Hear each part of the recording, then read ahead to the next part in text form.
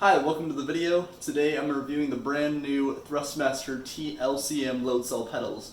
Now this is my first load cell pedal set ever, so I'm going to go over how it feels to me and if it's worth the upgrade from normal pedals.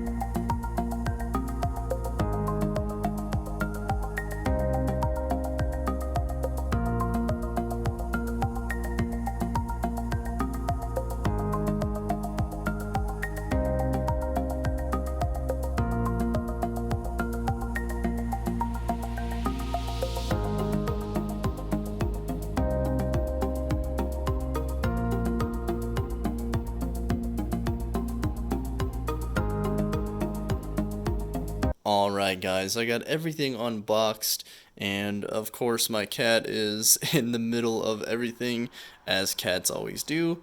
Let's go over everything that's in the box. Of course you got your pedal set, and it also comes with the USB cable to hook to your computer, and an RJ45 cable that connects to your wheel. If we come over here, we got three spacers that you can use if you'd like, assuming one for each wheel. And you have your adjustable springs here. We'll go over these in a second, and of course the hardware that you would use to connect it to whatever rig you are running.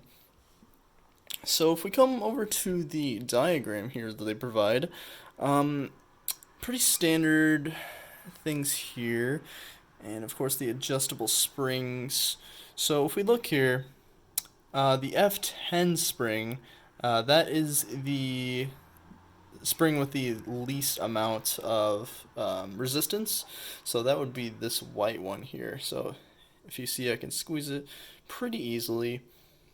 And in the middle we've got F15 and F20. That's what is already on the pedal set, which we're going to go over the pressures, the stock pressures, in a little bit here. And of course your F30 springs, which are pretty tough. It takes a lot for me to compress those. So there's a lot of adjustability here that you can customize to your liking. Really nice that they allow that customizability. Out of the few reviews I've seen on these pedals thus far, they were done by larger channels that have experience with high-end expensive equipment, and especially load cell pedals in general. So they have a high standard to compare to. So in my review, I wanted to give it from the perspective of someone who's never even put their feet on a load cell pedal set at all. So today I'm going to compare the pedals that came with my Thrustmaster T300RS GT, which are not load cell pedals because these are the first load cell pedals ever from Thrustmaster. So I want to start off by comparing each pedal to the new load cell pedals. So starting with the accelerator on the old one, it's not very resistant. It has a little bit of resistance, but it's really not much at all. So if we come over to the new one, it's pretty similar in resistance, so not much difference between the two. I think they have about the same amount of travel, and this one isn't too resistant either, so it might have a little more resistance, but it's barely anymore. So going on to the brake pedal, which is the selling point of this pedal set, obviously. On the old set, it has a decent amount of resistance, but it's pretty much the same resistance throughout the movement. So it's mostly distance based, as they should be. So coming over to the load cell, starting off, super resistant right here, and it takes a lot of pressure to get it to go much more. And let's flip this around so you can see. So it takes a lot of pressure to get it to go, and it just gets more resistant as the pedals travel further. So going on to the clutch, on the old one, not much resistance, a little bit, but again, just distance based. On the new set, it's quite a bit more resistance, but it doesn't have that catch like a normal clutch would in real life. But that's expected. I want to go over the weight differences in these. With this one, it doesn't take much to pick it up. It's not heavy at all. On the new one, it is significantly heavier. It takes a lot more force to pick it up. So it's built with a lot more metal in it. Now, in a couple of reviews that I did watch, they did mention that there was a little wiggle between the accelerator and the clutch specifically, which I am not seeing much, really. And that was before release, so they might have had an earlier iteration of the set, so there's really not much at all. It shouldn't make any difference while driving, but we'll see once we get strapped in. Alright, I'm going to go ahead and get this hooked up to my wheel stand, and we're going to hop into iRacing and do a comparison between the two sets.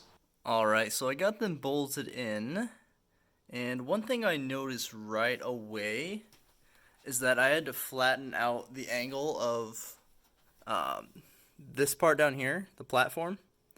I used to have it up a bit more because if you look at the old pedals, they are naturally a little less inclined, if you will, and these ones are pretty much straight up and down, so that's a big difference that I'll have to get used to. But let's hop into the sim and I will get some laps in. I'd like to start off with some raw footage from an outlap in the Porsche Cayman GT4, just a little bit after I hooked up the new pedals.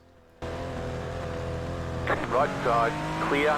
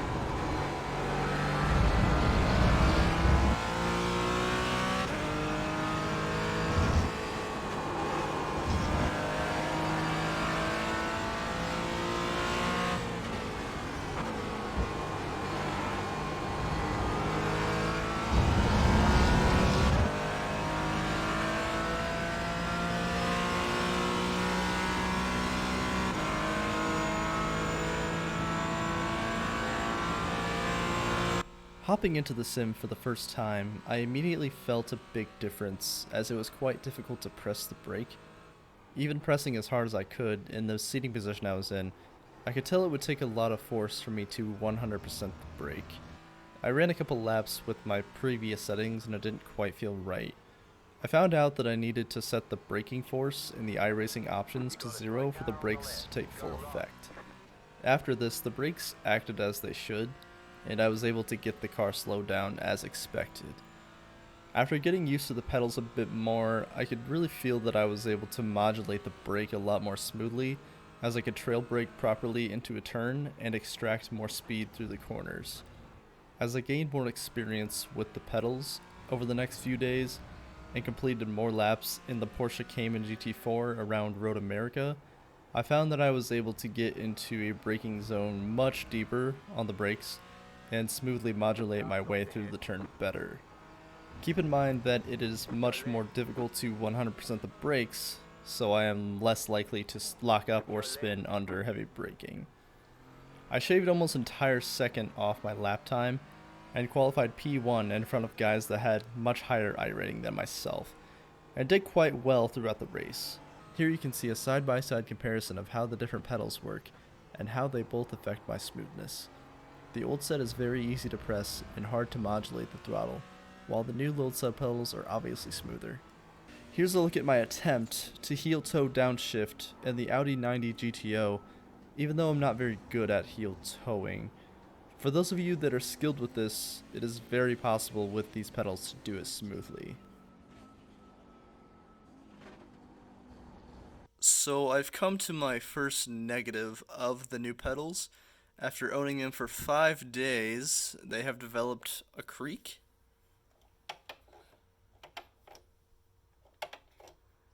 Which seems to be a common problem from what I've read on the internet. And I think the fix is to add some grease to the springs, because the spring is definitely giving the creak. So I think it's easily fixable, not too big of a deal. It doesn't affect the pedal at all. It's just a tad bit annoying. And now on to my pros and cons coming from non-load cell pedals. For my pros, only $200, which directly compares to the original Fanatec CSL Elite pedals. But beyond that, starting at $350 plus for the V3 version and beyond. They are very sturdy and built with a lot of metal in them, so they don't feel very cheap at all. They allow for much better brake modulation compared to normal pedals, and you are also able to brake much deeper into braking zones. And finally, they have adjustable springs. For cons, I really tried hard to think of things I don't like about this pedal set as of now, but the only thing I could think of was that they started creaking after just under a week of use. On to my final thoughts. For the price point of only $200, these new Thrustmaster T-LCM load cell pedals are extremely well built, aside from the springs developing some creakiness only a few days in. Of course, this can be fixed with some grease. After using these pedals for a week now, they are starting to help me break through my plateau and push into the next skill tier. I am very happy with my purchase thus far, and I am now a believer that any true sim racer should have a set of load cell pedals to improve their speed and consistency. For $200, this is a fantastic load cell pedal set. Thank you for checking out my review, and if this helped you out, or you were still on the fence, I would be happy to make a follow-up as I get some more races under my belt with these pedals, and if I think they are still worth it. Leave a like if you enjoyed and subscribe for more content. Bye bye.